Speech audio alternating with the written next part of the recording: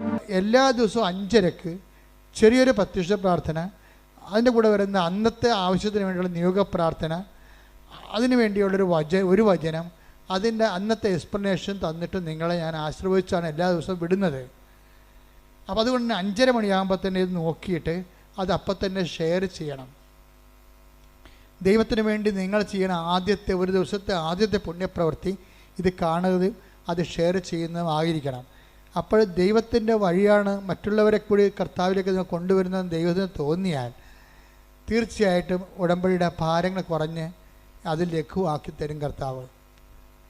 അപ്പം അതുകൊണ്ട് സുവിശേഷ പ്രവർത്തനം ഈ കാലത്ത് ചെയ്യാൻ കഴിയണത് വലിയൊരു അനുഗ്രഹമാണ്. പരിശുദ്ധ പരമദിവ്യകാരുണ്യത്തിന്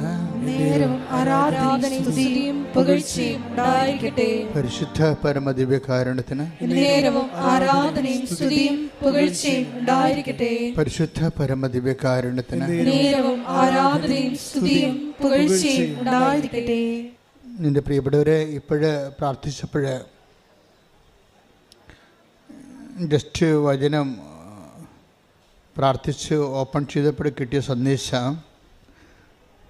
സഖറിയായുടെ പുസ്തകമാണ്. സഖറിയ 8-ാം അധ്യായം 12-ാമത്തെ വാക്യം. സഖറിയ 8-ാം അധ്യായം 12-ാമത്തെ വാക്യമാണ് ഇപ്പോഴീശോ പ്രാർത്ഥനയെ സന്ദേശമായി നമുക്ക് നൽകുന്നതെന്ന് കരുതാം. വായിച്ചോളൂ. ഞാൻ സമാധാനം വിതയ്ക്കും, മുന്തിരി ഫലം നൽകും, നിലം വിളവ് നൽകും, ആകാശം മഞ്ഞു പൊഴിക്കും. ഈ ജനത്തിൽ അവശേഷിക്കുന്നവർ ഇതെല്ലാം അവകാശമാക്കാൻ ഞാൻ ഇടയാക്കും. ഇപ്പം നമ്മൾ ജസ്റ്റ് നിങ്ങൾ കണ്ടതാണ്. അച്ഛൻ ജസ്റ്റ് പ്രാർത്ഥിച്ച് വിശ്വാസപ്രമാണം ചൊല്ലി വചനം തുറന്നപ്പോൾ കർത്താവ് നൽകിയ സന്ദേശമാണ്. എന്താണിത്? സഖറിയായുടെ പുസ്തകത്തിൽ 12-ാം അധ്യായം 8-ാമത്തെ അധ്യായം 12-ാമത്തെ തിരുവചനം എന്താ പറയണത്? പറഞ്ഞ് ഞാൻ സമാധാനം വിതയ്ക്കും, മുന്തിരി ഫലം നൽകും, നിലം വിളവ് നൽകും, ആകാശം മഞ്ഞു പൊഴിക്കും. ഈ ജനത്തിൽ അവശേഷിക്കുന്നവർ ഇതെല്ലാം അവകാശമാക്കാൻ ഞാൻ ഇടയാക്കും. അധ്വാനത്തിൻ്റെ മുന്തിരി ഫലം നൽകുമെന്ന് പറയുന്നത് നമ്മുടെ അധ്വാനത്തിന് ഫലം ലഭിക്കുമെന്നാണ്. പിന്നെന്താ അതിൻ്റെ അത് പറയണത്? മുന്തിരി ഫലം നൽകും, പിന്നെ നിലം വിളവ് നൽകും. അതും സെയിമാണ്. നമ്മൾ ഏത് മേഖലയാണ് ജീവിത സാധാരണ മാർഗമായിട്ട് ഉപയോഗിക്കുന്നത്, ആ മേഖലയിൽ നിന്ന് നിനക്ക് അഭിവൃദ്ധിയും അനുഗ്രഹവും ഉണ്ടാകുമെന്ന്. ഞാൻ സമാധാനം വിതയ്ക്കും, അതായത് നിനക്ക് സമാധാനം ലഭിക്കുകയും ചെയ്യാം. ഇപ്പോഴ് ഭാവിയിൽ സംഭവിക്കാൻ പോകുന്ന കാര്യങ്ങളാണ് സൂചിപ്പിക്കുന്നത്. വിതയ്ക്കും, സമാധാനം വിതയ്ക്കും, മുന്തിരി ഫലം നൽകും, നിലം വിളവ് നൽകും. ഇങ്ങനെയൊക്കെ പറയുന്നതിന് നമ്മൾ ബൈബിളിൽ പറയണത് പ്രത്യാശ നിറച്ചു നൽകുന്നതിന് ബൈബിളിൽ പറയുന്ന വാക്ക് വാഗ്ദാനമെന്നാണ്. ദൈവത്തിൻ്റെ വാഗ്ദാനമാണത്. നിങ്ങൾക്കറിയാമല്ലോ, ഉടമ്പടിയുടെ ഒരു നിലനിൽപ്പ് തന്നെ അടിസ്ഥാനമെന്ന് ആശ്രയം എന്താണ്? ഉടമ്പടി എന്തിനാണ് ബേസ് ചെയ്യണത്? ഉടമ്പടി ബേസ് ചെയ്യണത് ദൈവത്തിൻ്റെ വാഗ്ദാനങ്ങളെയാണ്. അതെപ്പോഴും നമ്മൾ മനസ്സിലാക്കണം. ദൈവത്തിൻ്റെ വാഗ്ദാനങ്ങളെയാണ്. ദൈവം കുറേ വാഗ്ദാനങ്ങൾ തന്നിട്ടുണ്ട് മനുഷ്യന്. എനിക്ക് അതിനെക്കുറിച്ച് അറിവ് കിട്ടിയത് ഞാൻ പണ്ട് നിങ്ങളോട് പറഞ്ഞിട്ടുണ്ടത്. കോവിഡൊക്കെ വന്ന് നിങ്ങൾക്കൊക്കെ 8 ദിവസം കഴിയുമ്പോഴൊക്കെ കോവിഡ് മാറത്തില്ലേ? ഇപ്പം എനിക്ക് 1 മാസം നിന്നായിരുന്നു. മെഡിക്കൽ ഉള്ള ആൾക്കാർക്ക് തന്നെ ഡൗട്ട് എന്താ, ഇതെന്താ ഈ 1 മാസത്തേക്ക് പോണത്? കാര്യം ഇതിൻ്റെ ഈ പതിര മുഴുവനും ബ്ലോക്കാകുകയല്ലേ, അപ്പോൾ ചിലപ്പോൾ ശ്വാസം കിട്ടത്തില്ല. പക്ഷേ അപ്പോൾ ഇങ്ങനെ 1 മാസത്തേക്ക് പോകുമ്പോൾ ഡൗട്ട്, അത് കാരണമാണ് ഈ പ്രയാസം കൊണ്ടത്. ഈ പ്രയാസ സമയത്താണ് കർത്താവ് വാഗ്ദാനങ്ങളെക്കുറിച്ച് എന്നോട് ആദ്യം സംസാരിച്ചത്. ഈ പ്രയാസ സമയത്ത് നൽകിയിട്ടുള്ള ബൈബിൾ നോട്ടുകളാണ്. ഞാൻ അവിടെ അപ്പോൾ ഞാനൊരു കട്ടിലേൽ ഇങ്ങനെ ചുമക്കുന്ന കാരണം ഇങ്ങനെ നെഞ്ചൊക്കെ പൊക്കി കിടക്കുകയാണ്. അപ്പോൾ ഈ സമയത്ത് കയ്യിലൊരു കൈ കൊന്തയും അപ്പുറത്തെ ഇടതുവശത്ത് ബൈബിളും ഇരിപ്പുണ്ട്. അപ്പം ഇങ്ങനെ ഈ കിടക്കണ സമയത്ത് കർത്താവ് കുറേ കാര്യങ്ങൾ പറയും. ആ ദൈവത്തിന് എപ്പോഴും നമ്മുടെ ഈ ക്ഷീണകാലങ്ങൾ, അതുപോലെ തന്നെ ക്ഷീണകാലങ്ങൾ, അതുപോലെ തന്നെ നമ്മളുടെ എന്തെങ്കിലും തരത്തിലുള്ള നമ്മളിങ്ങനെ ഒറ്റപ്പെട്ടു പോകുന്ന കാലങ്ങൾ, ചിലപ്പോൾ നിങ്ങളുടെ വീട്ടിലുള്ള ആൾക്കാരുടെ പ്രിയപ്പെട്ടവരുടെ വിയോഗമായിരിക്കാം, അല്ലെങ്കിൽ നിങ്ങളുടെ പ്രിയപ്പെട്ടവർ നിങ്ങളെ ഇത്രയും നാൾ വിശ്വസിച്ച ആൾക്കാർ നിങ്ങളെ തെറ്റിദ്ധരിക്കുകയും അവർ വേറെ ശത്രുപാളയത്തിലേക്ക് പോവുകയും ചെയ്യുമ്പോഴൊക്കെ നിങ്ങൾക്ക് ഒറ്റപ്പെടലുണ്ടാവും. അപ്പം നിങ്ങൾക്ക് നിരാശയും ഒക്കെ ഭയമൊക്കെ ഉണ്ടാവും, സങ്കടമൊക്കെ ഉണ്ടാവും. ലോകം കളിപ്പാണെന്നൊക്കെ നമുക്ക് തോന്നും. ഈ ടൈമാണ് ശരിക്കും പറഞ്ഞാൽ ദൈവത്തിൻ്റെ ടൈമെന്ന് പറയുന്നത്. കാരണം നമ്മൾ ഇത്രയും നാൾ ദൈവമാണെന്ന് പറഞ്ഞ് വിചാരിച്ച് നമുക്ക് വരുന്നൊരു അബദ്ധം എന്ന് പറയണത്, നമ്മൾ ഈ ദൈവത്തിൻ്റെ സ്ഥാനം എപ്പോഴും ഇങ്ങനെ ആ കസേര വേറെ ആൾക്കാർ അറിയാതെ കയറിയിരിക്കും. ആ ഇരുന്നോളാം നമ്മൾ പറഞ്ഞിട്ടാണ് ഇരിക്കണം, അല്ലാതെ വേറെ ഇടിച്ചു കയറിയിരിക്കണത്. ദൈവത്തിരിക്കേണ്ട സ്ഥാനത്ത് വേറെ ആൾക്കാർ കയറിയിരിക്കും. അതെന്ന് വെച്ചാൽ നമ്മൾ പറഞ്ഞിട്ടാണ്, നമ്മുടെ അനുവാദത്തോടെ അവിടെ ഇരിക്കണത്. അപ്പം അവരവിടെ നിന്നൊരു പോകത്തില്ല. അതാണ് പ്രശ്നം. പിന്നെ അവരെ കളയാൻ വേണ്ടി ദൈവത്തിൻ്റെ ഓരോ ചില നടപടിക്രമങ്ങളുണ്ട്. നീ ദൈവവേദലാണെങ്കിലേ ഉള്ളൂ ദൈവം അവരെ കളയത്തുള്ളൂ. ദൈവവേദന അല്ലെങ്കിൽ മരണം വരെ ആ സാധനം അവിടെ എത്തിക്കേണ്ടി പോലെ ഇരിക്കും. ചിലപ്പോൾ ഒരു വ്യക്തിയാകാം, ചിലപ്പോൾ നിൻ്റെ സംഘടനയാകാം, ചിലപ്പോൾ നിങ്ങളുടെ സംഘടനാ പ്രവർത്തനം കൊണ്ട് പ്രാർത്ഥിക്കാൻ പറ്റാത്തവരില്ലേ, പ്രവർത്തനം തലക്ക് കയറിയിട്ട്. അപ്പോൾ അതാണ് ശരിയെന്നും പറഞ്ഞ് അവരങ്ങനെ കുറച്ച് നാളവിടെ ബുദ്ധി അവരോട് പറയും, ഇതാണ് ശരി. ഒരു കുർബാന കാണുന്നതിനേക്കാൾ വലുതാണ് മനുഷ്യന് വേണ്ടി അധ്വാനിക്കുന്നത്, നീതിക്ക് വേണ്ടി പോരാടുന്നത്. അപ്പോൾ ഇവരുടെ ഈ ബ്രെയിൻ ഇവരെ ഹൈജാക്ക് ചെയ്യും. പ്രാർത്ഥന കുറഞ്ഞുള്ള ഒരു കുഴപ്പമുണ്ട്, ഹൈജാക്കിങ് പെട്ടെന്ന് നടക്കും. പ്രാർത്ഥന കുറഞ്ഞു കഴിഞ്ഞാൽ ഉടനെ ഓട്ടോമാറ്റിക്കായിട്ട് പ്രൊട്ടക്ഷൻ പോകും. എപ്പോഴും നമ്മൾ ശ്രദ്ധിക്കേണ്ട കാര്യമാണ്. നിങ്ങൾ പ്രാർത്ഥന എപ്പോഴും ഈശോ പറയും നിരന്തരം പ്രാർത്ഥിക്കണമെന്നൊക്കെ പറയത്തില്ലേ. അത് നിരന്തരം പ്രാർത്ഥിക്കണമെന്ന് പറയുന്നത് നിരന്തരം പ്രാർത്ഥിച്ച് വയറ്റിപ്പഴപ്പ് നടക്കണമെന്നല്ല പറയേണ്ട അർത്ഥം. നിരന്തരം പ്രാർത്ഥിച്ചാൽ നീ ദൈവത്തിൻ്റെ ഒരു പ്രൊട്ടക്ഷനിലാകും. അതും പ്രധാനപ്പെട്ട കാര്യമാണ്. നമ്മുടെ ജീവിതത്തിൽ എന്ത് സംഭവിക്കുന്നൊന്നുമല്ല പ്രശ്നം, whether we have protected or not. എന്ത് സംഭവിച്ചാലും സംരക്ഷണം കിട്ടിയില്ലെങ്കിൽ ഈ നമ്മൾ നേടിയ കാര്യങ്ങളെല്ലാം, കർത്താവ് ചോദിക്കുന്ന ഒരു കാര്യമുണ്ട്, നീ നേടിയതെല്ലാം ആരുടേതാകുമെന്ന്. Take the bid of God. നേടിയതെല്ലാം ആരുടേതാകും. ശ്രുതിക്കട്ടെ ഹല്ലേലൂയ.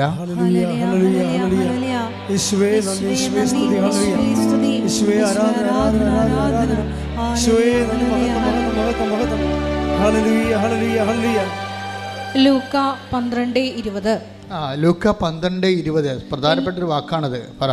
എന്നാൽ ദൈവം അവനോട് പറഞ്ഞു എന്നാൽ ദൈവം അവനോട് പറഞ്ഞു, ഭോഷ ഈ രാത്രി നിന്റെ ആത്മാവിനെ നിന്നിൽ നിന്ന് ആവശ്യപ്പെടും.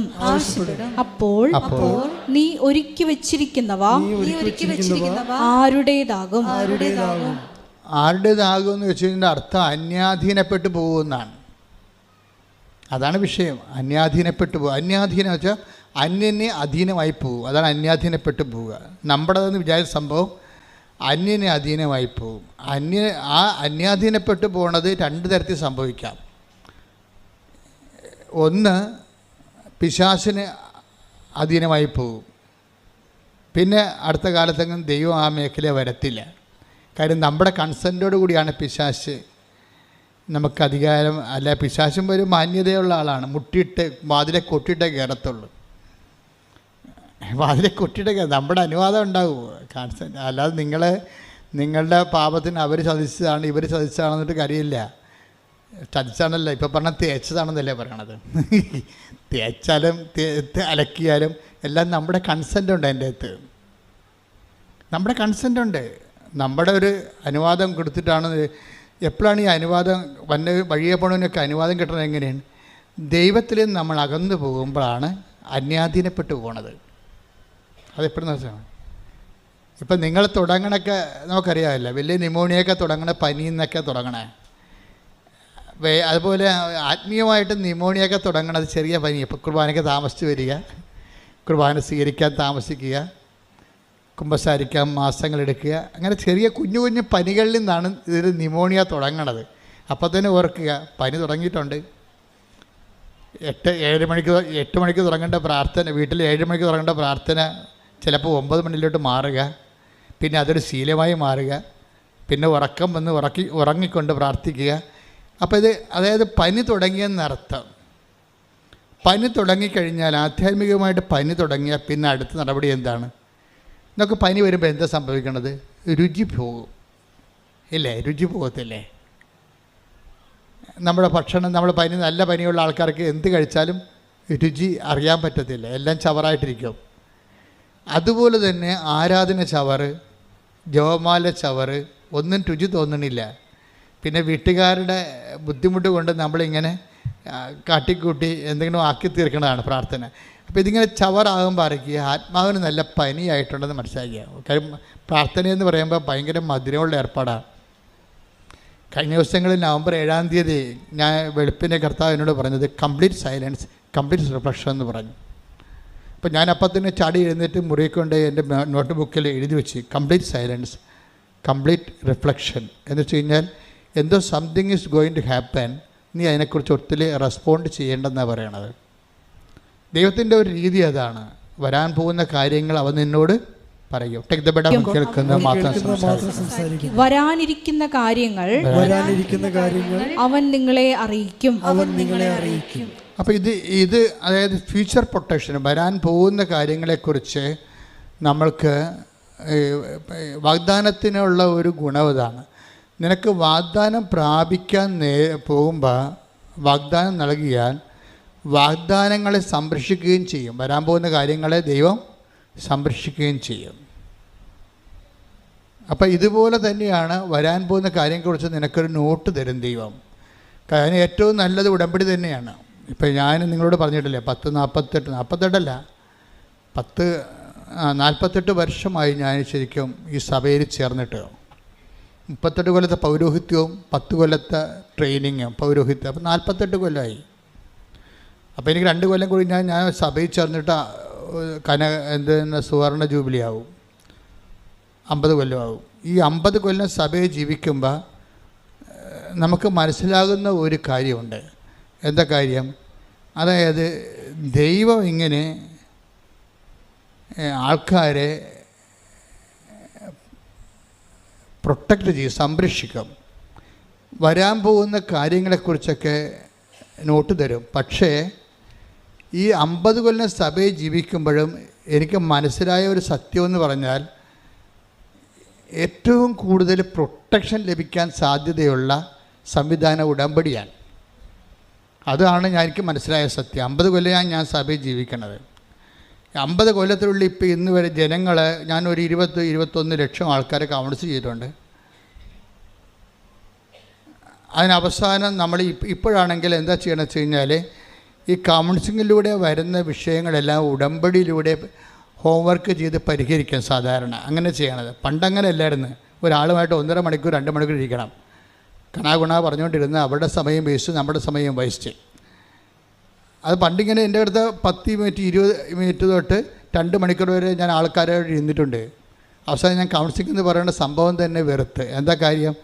ഈ ഇരിപ്പെല്ലാം ഇരുന്ന് ഈ ആളിന് വേണ്ടി നമ്മുടെ ഇത്രയും പ്രഷ്യസ് ആയിട്ടുള്ള ടൈം വേസ്റ്റ് ചെയ്തിട്ട് അവർ വളർന്നോ ഇല്ലയോ, അവർക്ക് വീണ്ടും പ്രശ്നം ഉണ്ടാകുമ്പോൾ പിന്നെ ഓടി നമ്മുടെ അടുത്ത് വരും. അപ്പോൾ ഒരാളൊക്കെ പണ്ട് ഒരു മാസം 5 പ്രാവശ്യമൊക്കെ എന്നെ കാണുമായിരുന്നു. കാര്യം എന്താണ്? അതിങ്ങനെ തുറന്നിട്ടിരിക്കണ കാര്യമായതുകൊണ്ട് ആർക്കും വന്ന് ഇടിച്ച് തല്ലി കൈക്കൊള്ളാൻ കാര്യക്കാരനായിട്ട് വന്ന് തൻ്റെ ഇടം ഉള്ളവനൊക്കെ വന്ന് കണ്ടുവച്ച് പോകും. അല്ലാത്തവന് കാണത്തില്ല. സ്വാധീനമില്ലാത്തവർ അറിയാത്തവരൊക്കെ പുറകിപ്പള്ളി. ഇപ്പോഴങ്ങനെ ഇപ്പം അങ്ങനെ പറ്റത്തില്ല. ഇപ്പം എന്താണ്? കൗൺസിലിങ്ങിലൂടെ പറയാവുന്ന എല്ലാ കാര്യങ്ങളും തന്നെ ഉടമ്പടിയിലൂടെ പരിഹരിക്കും നമ്മൾ. ആ ക്ലാപ്പ് എന്ന് പറയുന്ന സംഭവം ഇടിപെട്ട് സംഭവമാണ്. എന്താണ്? Christian life assessment paper. എല്ലാ കാര്യങ്ങളുടെയും കൗൺസിലിങ്ങിൻ്റെ എല്ലാത്തിനും അടിസ്ഥാനം എന്താണ്? ക്രിസ്തുവിനെ നീ അറിയുക എന്നുള്ളതാണ് സംഭവം. എല്ലാം പരിഹരിക്കണം എന്താണ്? He is the wonderful councillor. അവൻ എന്താണ് വിസ്മയവഹനായ ഉപദേഷ്ടാവ്. Take the word of God. അവൻ വിസ്മയവഹനായ ഉപദേഷ്ടാവ്. ശ്രുതികട ഹല്ലേലൂയ.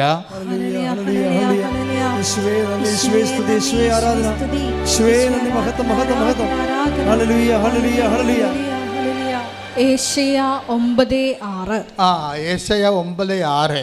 എന്തെന്നാൽ നമുക്ക് ഒരു ശിശു ജനിച്ചിരിക്കുന്നു, ഒരു ശിശു ജനിച്ചിരിക്കുന്ന, നമുക്ക് ഒരു പുത്രൻ നൽകപ്പെട്ടിരിക്കുന്നു, ആധിപത്യം അവന്റെ ചുമലിലായിരിക്കും.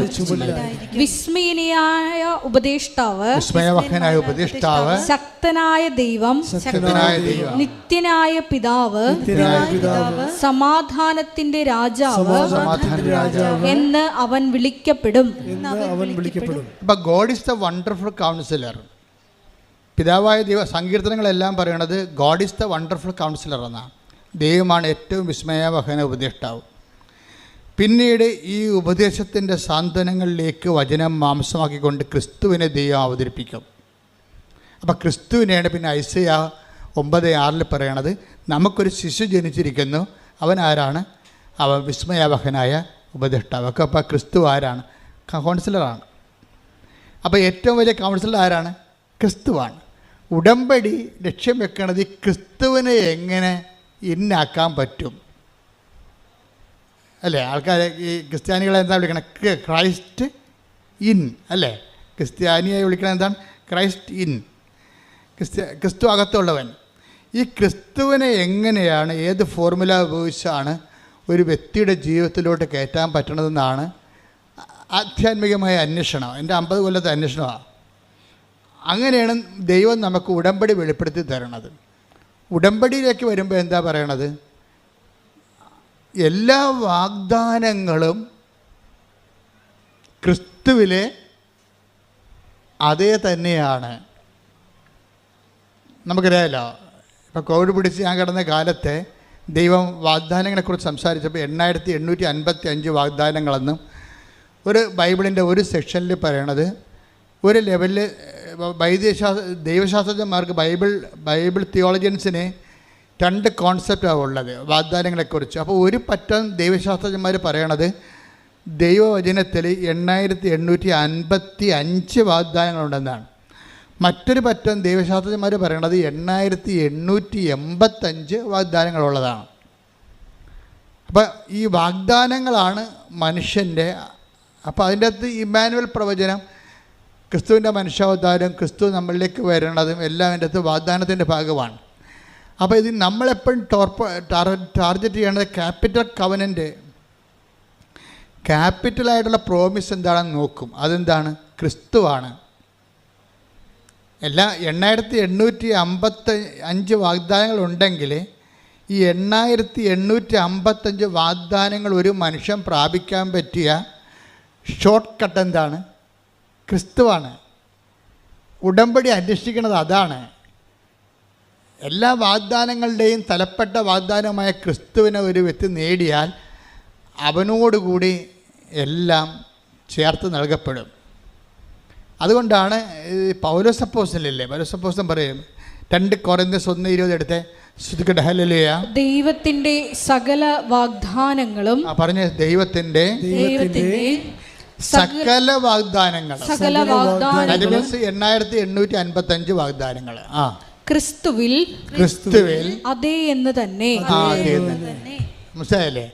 ഇത് മുഴുവനും വാഗ്ദാനങ്ങൾ. നമ്മൾ ഓരോരോ വാഗ്ദാനങ്ങൾ, ഇപ്പോൾ പച്ചമുളക് മേടിക്കാൻ വേണ്ടി ഒരു ചേടത്തിയിടുക, അവിടെ ചേനയും പച്ചമുളകുമായിട്ടൊരു ചേടത്തി ചന്തയിരിപ്പുണ്ട് ഇല്ലേ? അവിടെ അപ്പോൾ ചേനയും അല്ലെ പുള്ളിക്കച്ചവടം. ചില വണ്ടി തള്ളിക്കൊണ്ട് പോകണം കണ്ടിട്ടില്ലേ? ഉള്ളി എന്നും പറഞ്ഞ് അതിൻ്റെ അത് ഉള്ളി മാത്രമേ കാണത്തുള്ളൂ. ഞാൻ തന്നെ പറഞ്ഞത് എങ്ങനെ ജീവിക്കുമെന്ന് ഈ ഉള്ളി, വെളുത്തുള്ളി എന്നും പറഞ്ഞുകൊണ്ട് ഒരു വണ്ടി ഞാൻ ചേർത്തലൊക്കെ ഉണ്ടായിരുന്നു. അപ്പോൾ ഒരു 10-20 കിലോ വെളുത്തുള്ളി കിടപ്പുണ്ട്. അപ്പോൾ നമ്മൾ രാവിലെ ചെല്ലുമ്പോൾ വെളുത്തുള്ളി ആൾക്കാർ മേടിക്കുക. ഇങ്ങനെ ഇത്രയും വെളുത്തുള്ളി ആൾക്കാർക്ക് എന്തിനാണ്? പക്ഷേ വൈകുന്നേരം വരുമ്പോൾ വെളുത്തുള്ളി ഒന്നും കാണത്തില്ല. ആൾക്കാർ അച്ചാറിടാൻ മേടിച്ചുകൊണ്ട് പോയി. അതാ സംഭവം. അപ്പോൾ പക്ഷേ ഇങ്ങനെ വെളുത്തുള്ളിക്ക് ഒരു കടയിൽ പോയി, പച്ചമുളകിന് വേറെ കടയിൽ പോയി, അരിക്ക് വേറെ കടയിൽ പോയി. അപ്പോൾ ഓരോ വാഗ്ദാനങ്ങൾക്കും ഓരോ മാർഗത്തിലല്ല. അതുകൊണ്ടാണ് ബൈബിൾ പറയണത് ഈ 8855 വാഗ്ദാനങ്ങൾ നിങ്ങൾക്ക് കിട്ടാൻ വേണ്ടി ഒരു മാർഗമുണ്ട്. എന്താണ്? എല്ലാ വാഗ്ദാനങ്ങളും പറഞ്ഞേ, എല്ലാ വാഗ്ദാനങ്ങളും ക്രിസ്തുവില് അതേ തന്നെയാണ്. അപ്പോൾ അവിടെ നോ ഇല്ല, യേസ് മാത്രമേ ഉള്ളൂ. Every promise is yes in Jesus. അപ്പോൾ നമ്മളെന്ത് ബുദ്ധിയുള്ളവർ എന്ത് ചെയ്യും? ബുദ്ധിയുള്ളവർ മാതാവിനോട് പറയും, അമ്മ ക്രിസ്തുവിനെയാണ് സ്വീകരിച്ചത്, ഞങ്ങൾക്കും ക്രിസ്തുവിനെയാണ് തരേണ്ടത്. പറഞ്ഞേ, അമ്മ ക്രിസ്തുവിനെയാണ് വിശ്വാസം കൊണ്ട് സ്വീകരിച്ചത്, ഞങ്ങൾക്കും എല്ലാ വാഗ്ദാനങ്ങളും അതേന്ന് പറയുന്ന ക്രിസ്തുവിനെ ഉടമ്പടി പ്രകാരം ഞങ്ങളുടെ ജീവിതത്തിലേക്ക് അങ്ങ് നൽകണമേ. അപ്പോൾ അതിന് നമ്മൾ എല്ലാ വാഗ്ദാനങ്ങളും ഇപ്പോൾ 2 കൊരിന്ത്യർ 1:20 എല്ലാ വാഗ്ദാനങ്ങളും ക്രിസ്തുവിൽ അതേയാണെങ്കിൽ നമുക്ക് ഷോർട്ട് കട്ട് എന്താണ്? ക്രിസ്തുവിനെ മേടിക്കുക എന്നുള്ളതാണ്, അല്ലേ? ഒരു മാർജിൻ ഫ്രീയിൽ പോയി കഴിഞ്ഞാൽ അല്ലെങ്കിൽ മെഗാ സ്റ്റോറിൽ പോയി കഴിഞ്ഞാൽ മിക്കവാറും ഓൾമോസ്റ്റ് എല്ലാത്തിനും നമ്മൾ ലോകം മുഴുവൻ കറങ്ങി നടക്കേണ്ട കാര്യമില്ല, അവിടെ തന്നെ ഉണ്ടാവും. സൂപ്പർ മാർക്കറ്റിൻ്റെയൊക്കെ പ്രത്യേകത അതാണ്. അതായത് എല്ലാ വിഷയവും അതിൻ്റെ തന്നെ സിംഗിൾ റൂഫിലാണ് വരണത്. അപ്പോൾ ദൈവത്തിൻ്റെ എല്ലാ വാഗ്ദാനങ്ങളും ക്രിസ്തുവിൽ അതേ എന്നാണ്. നിങ്ങൾ ക്രിസ്തുവിനെയാണ് അമ്മയെടുക്കുകയെന്ന് ഉടമ്പടി പ്രകാരം ചോദിക്കുകയാണെങ്കിൽ കാര്യം കുറച്ച് എളുപ്പമാകും. പിടികിട്ടിയാ? നിങ്ങളത് ശ്രദ്ധിക്കണം. നിങ്ങളിപ്പോൾ IELTS, ജോലി, വീട്, വിവാഹം, പറമ്പ്, ഇങ്ങനെ ഒത്തിരി കാര്യം ചോദിക്കുമ്പോഴും പിന്നെ നിത്യജീവൻ, അനുദിന ജീവിതത്തിൻ്റെ ആവശ്യങ്ങളും നിത്യജീവനും, അതിന് ഈ അനുദിന ജീവിതവും നിത്യജീവനും ബാധിക്കുന്നതെല്ലാം ദൈവം നൽകുന്ന വാഗ്ദാന പ്രകാരമാണ്. മനുഷ്യൻ നേടിയെടുക്കുന്ന വാഗ്ദാനമാണ് നമുക്ക് ഉള്ളതിലുള്ളത്. നമ്മളത് പ്രോസസ്സ് ചെയ്തെടുക്കുന്നതാണ്. നമ്മുടെ ഓരോ വിഷയമില്ലേ, അത് നമുക്ക് ദൈവം തരണത് ക്രൂഡ് ഓയിലായിട്ടാണ് തരണത്. നമ്മൾ റിഫൈൻ ചെയ്ത് വാഗ്ദാനങ്ങൾ നമ്മളെന്ത് ചെയ്യും? വാഗ്ദാനമായിട്ടാണ് ദൈവം തരുന്നത്. ഇപ്പോൾ ഒരു വിമാനം പറപ്പിക്കുന്ന ഓയിൽ എന്താണത്? Aviation oil. അതെന്താ? പെട്രോൾ തന്നെ വീണ്ടും റിഫൈൻ ചെയ്ത് എടുക്കുന്നതാണ്. പെട്രോളിന് മുമ്പ് ഡീസൽ ഉണ്ടാവും, ഡീസലിന് മുമ്പ് ക്രൂഡ് ഓയിൽ ഉണ്ടാവും. അപ്പോൾ ക്രൂഡ് ഓയിലാണ് കുഴിച്ചെടുക്കുന്നത്. ഞാൻ കോയിലൊക്കെ ചെന്നപ്പോൾ എണ്ണപ്പാടത്ത് പോയായിരുന്നു. അപ്പോൾ മുഴുവൻ എണ്ണപ്പാടമാണ്. എല്ലായിടത്തും ഇങ്ങനെ ഡിഗ് എണ്ണ ഡിഗ് ചെയ്യുന്ന മെഷീൻ വെച്ചിട്ടുണ്ട്. അവിടെ എല്ലാം ഫയർ സേഫ്റ്റി സംവിധാനം ഒരുക്കിയിട്ടുണ്ട്. അവിടുത്തെ മണ്ണെല്ലാം ഇങ്ങനെ എണ്ണയുമായിട്ട് കുഴഞ്ഞു മറിഞ്ഞൊരു മണ്ണാണ്. നമുക്ക് പുറത്തിറങ്ങിയ നമ്മുടെ കാലയിൽ ആ മണ്ണ് പറ്റിയാൽ പോകത്തുമില്ല. അപ്പോൾ ഞാൻ വണ്ടി പോയിട്ട് അപ്പുറത്തും ഇപ്പുറത്തും എണ്ണപ്പാലം കിടക്കുകയാണ്. അപ്പോൾ അവിടെയൊക്കെ നമ്മൾ നോക്കുമ്പോഴേ അവിടെ നിന്ന് എന്താ കുഴിച്ചെടുക്കണത്? ക്രൂഡ് ഓയിലാണ്, കറുത്ത നിറച്ച കരി ഓയിൽ പോലൊരു സാധനം എടുക്കണത്. അതാണ് പിന്നെ പ്രോസസ്സ് ചെയ്ത് റിഫൈൻ ചെയ്തിട്ട് പിന്നെ ഡീസലാക്കും. പിന്നെ എന്ത് ചെയ്യും? പിന്നെ അത് വീണ്ടും റിഫൈൻ ചെയ്തിട്ട് ശുദ്ധീകരിച്ചിട്ട് നമ്മൾ പെട്രോളാക്കും. പെട്രോൾ വീണ്ടും ശുദ്ധീകരിച്ചിട്ടാണ് പിന്നെ ഏവിയേഷൻ ഓയിലൊക്കെ ആക്കണത്. ഇതുപോലെ തന്നെയാണ് വാഗ്ദാനങ്ങളിൽ വരണത്. വാഗ്ദാനങ്ങളെ ദൈവം നമുക്ക് നൽകുന്ന വാഗ്ദാനങ്ങളാണ്. നമ്മൾ അതിനെ ഓരോ തരത്തിലുള്ള ആ വാഗ്ദാനങ്ങളെ ഓരോ സിസ്റ്റത്തിലേക്ക് കയറ്റിയിട്ടാണ് നമ്മൾ അതിനെ റിഫൈൻ ചെയ്തെടുക്കുന്നത്. ഒരു വാഗ്ദാനങ്ങളെ നമ്മൾ ആദ്യം കയറ്റണ സിസ്റ്റം എന്താണ്? ഫെയ്ത്ത് സിസ്റ്റത്തിലാണ് കയറ്റണത്, വിശ്വാസം. അപ്പോൾ ഒരു വാഗ്ദാനം ക്രൂഡ് ഓയിൽ വിശ്വാസത്തിൽ കയറി ഇറങ്ങിക്കഴിയുമ്പോൾ നമുക്കതിന് ഡീസൽ കിട്ടും. പിന്നെ കുറേ പെട്രോൾ ഉൽപ്പന്നങ്ങൾ, സ്വാപ്പ്, ചീപ്പ്, അരക്ക്, അതുപോലെ തന്നെ ടെർമോക്കോള്, ബൈ പ്രോഡക്ട്സ്, ഉപ ഉൽപ്പന്നങ്ങൾ കുറേ കിട്ടും. അതിൻ്റെ ആദ്യത്തെ പ്രോസസ്സാണ്. ഫെയ്ത്ത് ക്യാവിറ്റിയിൽ അത് വെച്ച് അത്രയുമേ ചെയ്യാൻ പറ്റത്തുള്ളൂ. പിന്നെ നമ്മൾ എന്ത് ചെയ്യും? നമ്മൾ ഈ വാഗ്ദാനം തന്നെ നമ്മൾ എന്ത് ചെയ്യും? അടുത്ത സിസ്റ്റത്തിലോട്ട് കയറ്റും. അതെന്താണ്? ഹോപ്പാണ്. അതാണ് ഇത്തിരി ലാഗ് ചെയ്താലും നമ്മൾ ഇൻവെസ്റ്റ് ചെയ്തുകൊണ്ടിരിക്കും. ഫെയ്ത്തിന് സഡനായിട്ട് കിട്ടുമെന്നുണ്ടെങ്കിൽ പെട്ടെന്ന് നമുക്ക് ഉത്തരം കിട്ടുമെങ്കിലും ഫെയ്ത്തിൽ നമുക്ക് കിട്ടുന്ന പ്രോഡക്റ്റ് എന്ന് പറയുന്നത് മിക്കവാറും തന്നെ ഡീസൽ പോലത്തെ വല്ല സംഭവമായിരിക്കും. നമുക്ക് വേണ്ട ഹൈ ക്വാളിറ്റി ആയിട്ടുള്ള സംഭവങ്ങൾ അടുത്ത സെക്ഷനിലാണ് വരണത്. ഇപ്പോൾ ഉടമ്പടി ആദ്യ സെക്ഷൻ നമ്മൾ ഫെയ്ത്തിലാണ് വർക്ക് ചെയ്യണത്. ഫെയ്ത്ത് കഴിയുമ്പോൾ അതിൻ്റെ അകത്ത് ചില കാര്യങ്ങൾ പടപടാതെ നടക്കും, ആ ഫെയ്ത്തിൽ നടക്കുകയും ചില കാര്യങ്ങൾ ടൈം എടുക്കുന്ന സാധനമുണ്ട്. അതിനാണ് നമ്മൾ ഹോപ്പ് ഉപയോഗിക്കുന്നത്. അപ്പോൾ ചില ആൾക്കാർ ഹോപ്പ് മേഖലയിലേക്ക് വർക്ക് ചെയ്യണത്. അപ്പോൾ ഫെയ്ത്ത് മേഖലയെ പോലെ സഡൻ അല്ല ഹോപ്പ് മേഖല. കാരണം അതിനകത്ത് പിന്നീട് ഈ പൈ പ്രോഡക്ട്സ് കുറവായിരിക്കും. പിന്നെ വരാൻ പോണത് അടുത്തത് ഡീസൽ കഴിഞ്ഞാൽ പിന്നെ പെട്രോളാണ് വരണത്. അപ്പം അതുകൊണ്ട് അതുപോലെയുള്ള പ്രോസസ്സിങ് നമ്മുടെ വിഷയങ്ങൾക്കുണ്ടാകും. നിങ്ങളുടെ ലോകത്തിലുള്ള നിങ്ങളുടെ കാര്യങ്ങൾ നടക്കുക എന്നതിനേക്കാൾ ഉപരി ക്രിസ്തുവിന് നിങ്ങളിൽ വസിക്കാൻ പറ്റുന്ന ഒരു ഇൻഫ്രാസ്ട്രക്ചർ ഡെവലപ്പ് ചെയ്ത് വരും.